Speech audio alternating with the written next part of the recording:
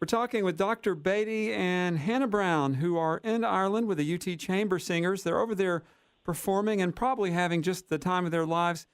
Can you tell me how this program came about and what it is exactly? Sure. Todd, we are on a 15-day trip to the beautiful Emerald Isle, as I call it. And this is actually the second time that we've been in Ireland. We came in 2012. We try to make an international trip for our students every 3 years. So in 2012, we were here in Ireland. In 2015, we were in England. And now we're back here to this beloved, beautiful place here in Galway today, actually. And the trip is an educational one for us, of course, in that we sing choral evensongs in cathedrals, and we also do some public benefit concerts. And it's an opportunity for our students, of course, to see the world and to be enriched by the cultures that we find in other places. I can only imagine that the cathedrals are really beautiful, and I have seen a few of the pictures.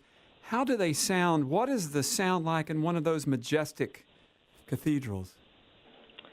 It's unlike any other performance venue that you will ever hear. I think that it really says something, especially some of the music we've sung back at home for our friends and family, and just hearing it, it sounds like you're hearing it for the first time when you sing it in a cathedral, like when we sang in St. Patrick's Christchurch, or my favorite so far was St. Finn Bars, just because of the acoustics in that cathedral. It's like hearing the song for the first time. It's just magnificent. It's a very unique sound.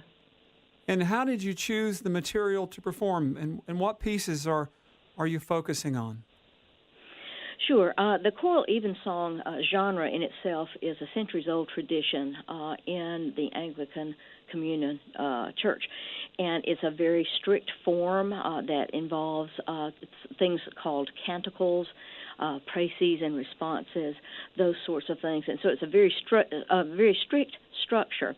And so the selection of the music for that structure was selected, of course, by me, and I chose music from different historical periods to allow our students the maximum benefit in learning early music as well as learning 21st century music. How much preparation went into this, just in terms of getting the program ready and getting the students all mentally prepared for performing in another country? Sure. I started working on this just after we finished our England trip. So in 2015, I was actually sitting in a flat in London with our Blue Badge guide and planning this trip. So it is something that takes several years to put it all together with the accommodations and with the churches and the various places that we sing, and of course the certain the sightseeing site. Let me restate that. The sites that the students see is very intentional in the way that we choose those. What has surprised you about Ireland? I know everybody has these images of what it's like, and I'm not going to go into the cliches because they're cliches, but what has really surprised you about the country and the people? I had never been to Ireland before our trip that just started last week, but it feels like just the trip of a lifetime. Really is a true statement, really. The people here are so incredibly sincere and kind-hearted. They're everywhere you go, there's someone there to welcome you with a smile. As far as the scenery that we've seen, it's indescribable. You see pictures, you hear about it, you see video, but once you're there experiencing that beautiful, the cliffs, just the color of the sky even just seems even more blue right here, which sounds so crazy, but it's indescribably beautiful. So beautiful here. I can tell you from my travels that, say I'm on a bus in another country somewhere around the world, if there's an Irish person on the bus, I know that we're going to connect. You know, are you having those kind of experiences? Definitely. There have been a couple of times, even if you're just walking out on the streets, you see another musician, you hear somebody singing or doing. We've loved listening to some of the trad music, the traditional music at some of the pubs here, and just kind of getting to have that exchange with the people as well. It's a really, you're right. It's a cool kind of connection that you'll have with them, with the people here.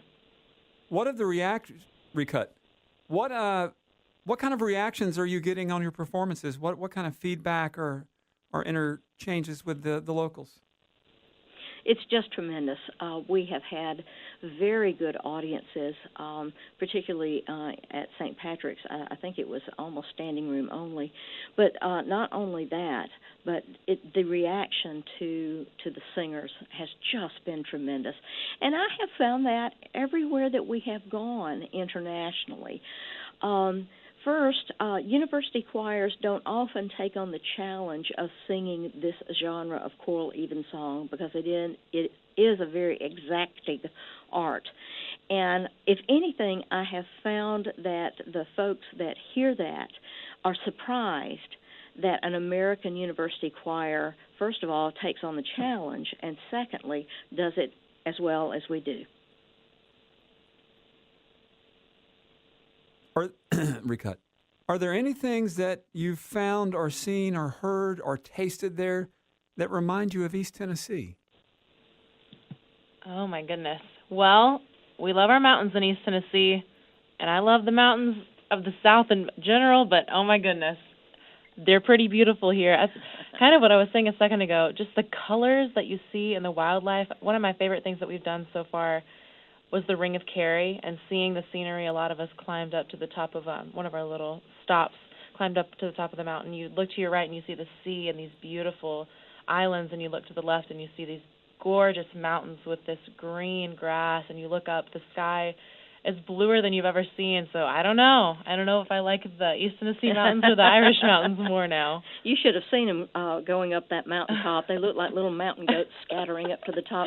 And that particular stop, they got to see Skellig Michael off the coast of the southern part of Ireland, and they know that is where the last Star Wars film has that's where Luke Skywalker was hidden away, and so they really enjoyed that particular aspect. Was he still there?